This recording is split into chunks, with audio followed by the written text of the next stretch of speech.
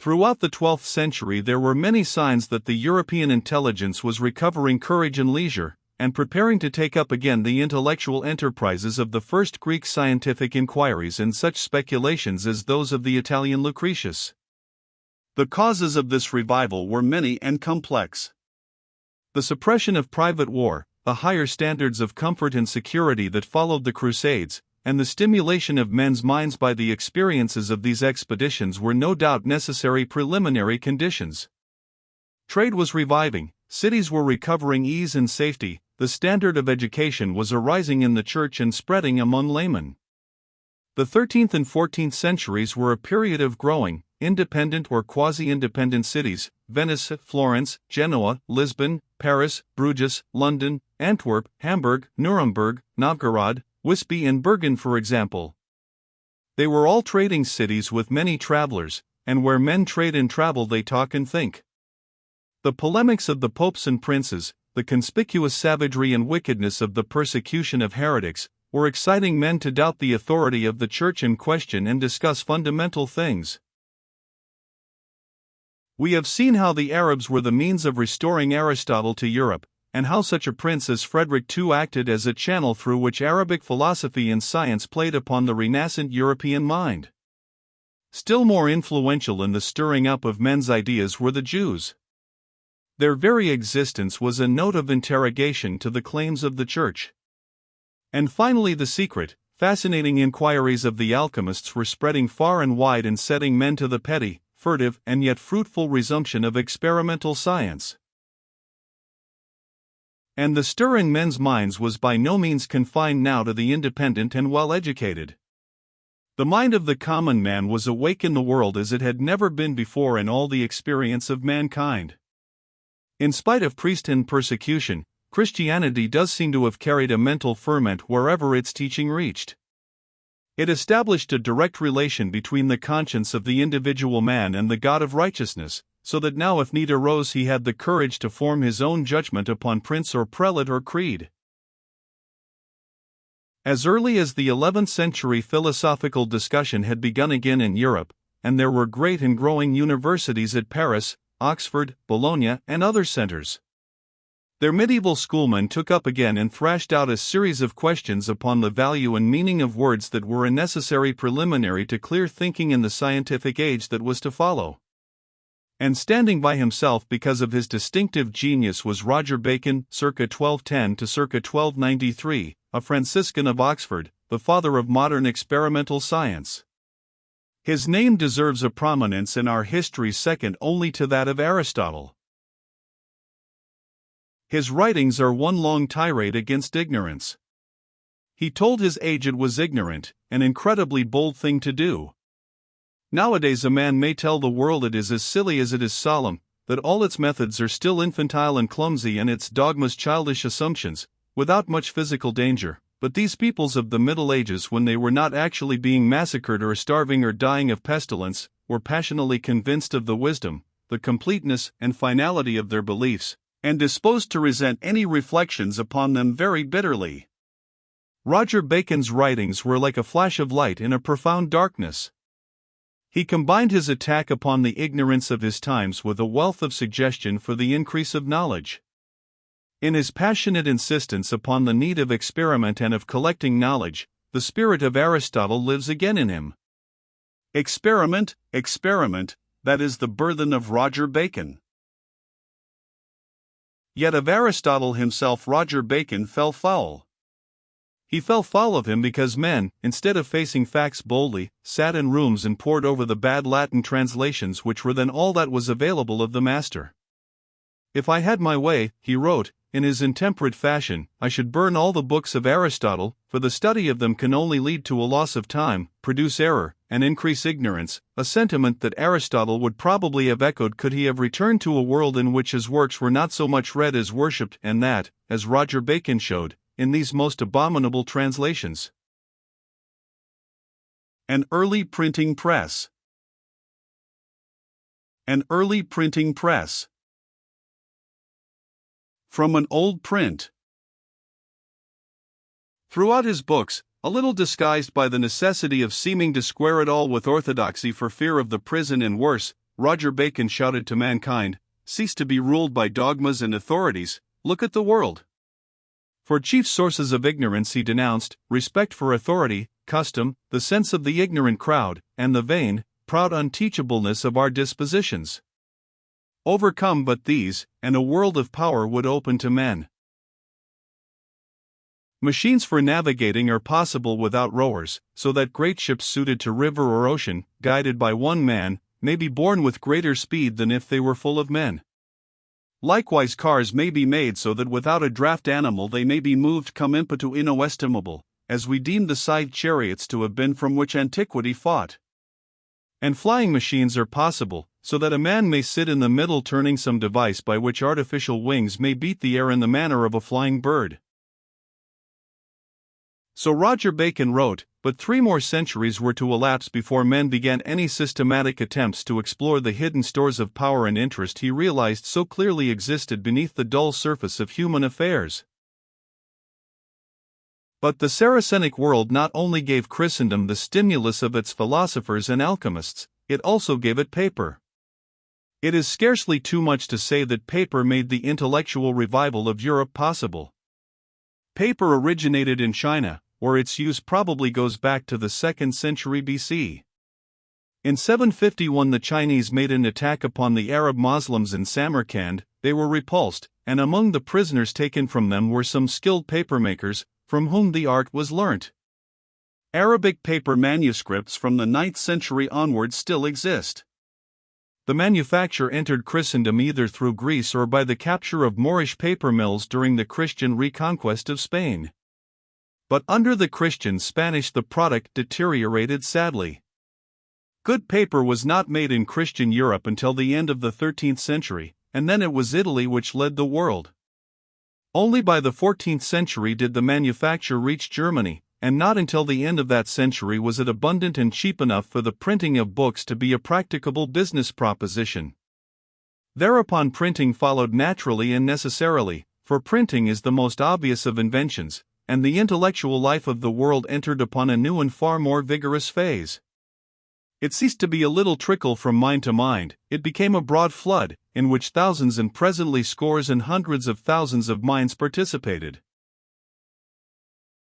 One immediate result of this achievement of printing was the appearance of an abundance of Bibles in the world. Another was a cheapening of schoolbooks. The knowledge of reading spread swiftly. There was not only a great increase of books in the world, but the books that were now made were plainer to read and so easier to understand. Instead of toiling at a crabbed text arid then thinking over its significance, readers now could think unimpeded as they read. With this increase in the facility of reading, the reading public grew. The book ceased to be a highly decorated toy or a scholar's mystery. People began to write books to be read as well as looked at by ordinary people. They wrote in the ordinary language and not in Latin. With the 14th century the real history of the European literature begins. So far we have been dealing only with the Saracenic share in the European revival. Let us turn now to the influence of the Mongol conquests. They stimulated the geographical imagination of Europe enormously. For a time under the Great Khan, all Asia and Western Europe enjoyed an open intercourse, all the roads were temporarily open, and representatives of every nation appeared at the court of Karakorum. The barriers between Europe and Asia set up by the religious feud of Christianity and Islam were lowered.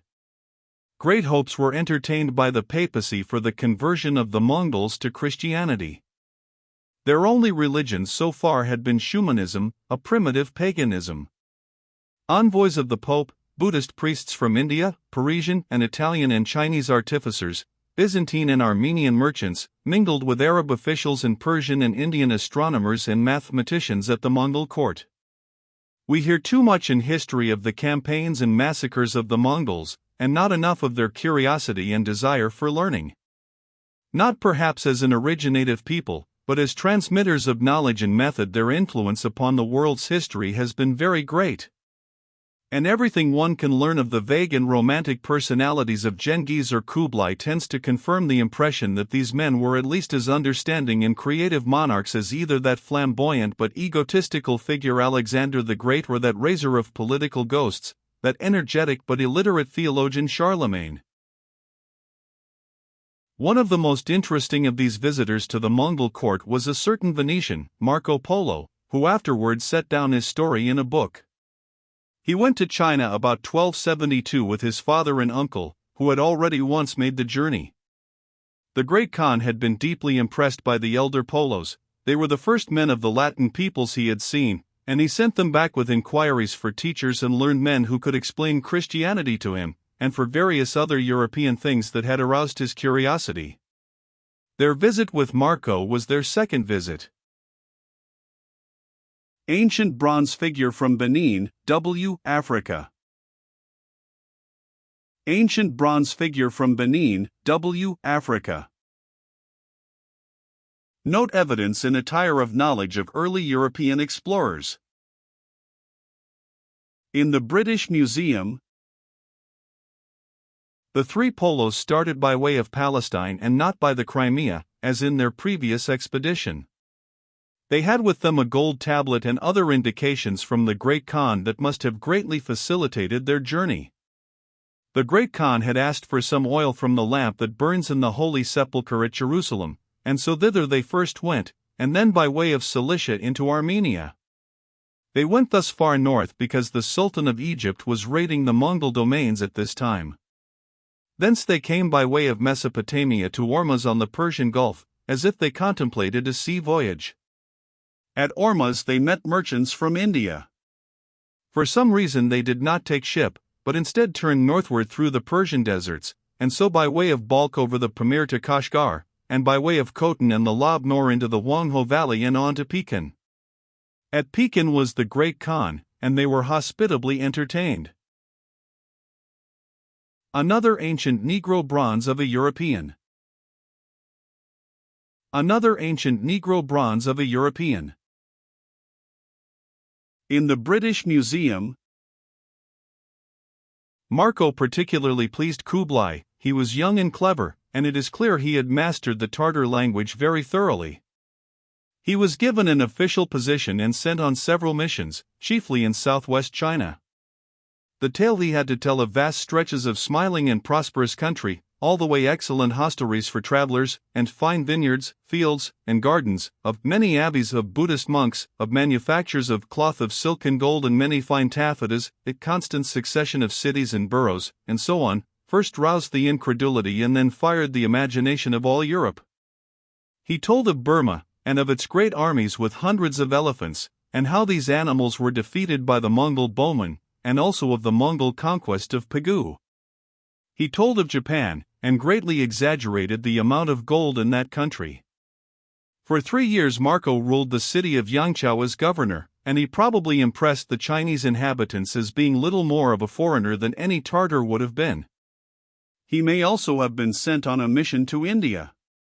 Chinese records mention a certain Polo attached to the Imperial Council in 1277, a very valuable confirmation of the general truth of the Polo story. The publication of Marco Polo's travels produced a profound effect upon the European imagination. The European literature, and especially the European romance of the 15th century, echoes with the names in Marco Polo's story, with Cathay, North China, and Cambulac, Pekin, and the like. Early Italian engraving of a sailing ship. Early Italian engraving of a sailing ship. In the British Museum, 2 centuries later, among the readers of the travels of Marco Polo was a certain Genoese mariner, Christopher Columbus, who conceived the brilliant idea of sailing westward round the world to China. In Seville there is a copy of the travels with marginal notes by Columbus. There were many reasons why the thought of a Genoese should be turned in this direction. Until its capture by the Turks in 1453, Constantinople had been an impartial trading mart between the Western world and the East, and the Genoese had traded there freely. But the Latin Venetians, the bitter rivals of the Genoese, had been the allies and helpers of the Turks against the Greeks, and with the coming of the Turks Constantinople turned an unfriendly face upon Genoese trade. The long-forgotten discovery that the world was round had gradually resumed its sway over men's minds. The idea of going westward to China was therefore a fairly obvious one. It was encouraged by two things. The mariner's compass had now been invented, and men were no longer left to the mercy of a fine night and the stars to determine the direction in which they were sailing, and the Normans, Catalonians, and Genoese and Portuguese had already pushed out into the Atlantic as far as the Canary Isles, Madeira, and the Azores. Yet Columbus found many difficulties before he could get ships to put his idea to the test. He went from one European court to another. Finally, at Granada, just one from the Moors, he secured the patronage of Ferdinand and Isabella, and was able to set out across the unknown ocean in 3 small ships. After a voyage of 2 months and 9 days, he came to a land which he believed to be India, but which was really a new continent, whose distinct existence the Old World had never hitherto suspected. He returned to Spain with gold, cotton, strange beasts and birds, and 2 wild-eyed painted Indians to be baptized. They were called Indians because, to the end of his days, he believed that this land he had found was India. Only in the course of several years did men begin to realize that the whole new continent of America was added to the world's resources. The success of Columbus stimulated overseas enterprise enormously. In 1497 the Portuguese sailed round Africa to India, and in 1515 there were Portuguese ships in Java. In 1519 Magellan, a Portuguese sailor in Spanish employment, sailed out of Seville westward with 5 ships, of which one, the Victoria, came back up the river to Seville in 1522, the first ship that had ever circumnavigated the world. 31 men were aboard her, survivors of 280 who had started. Magellan himself had been killed in the Philippine Isles.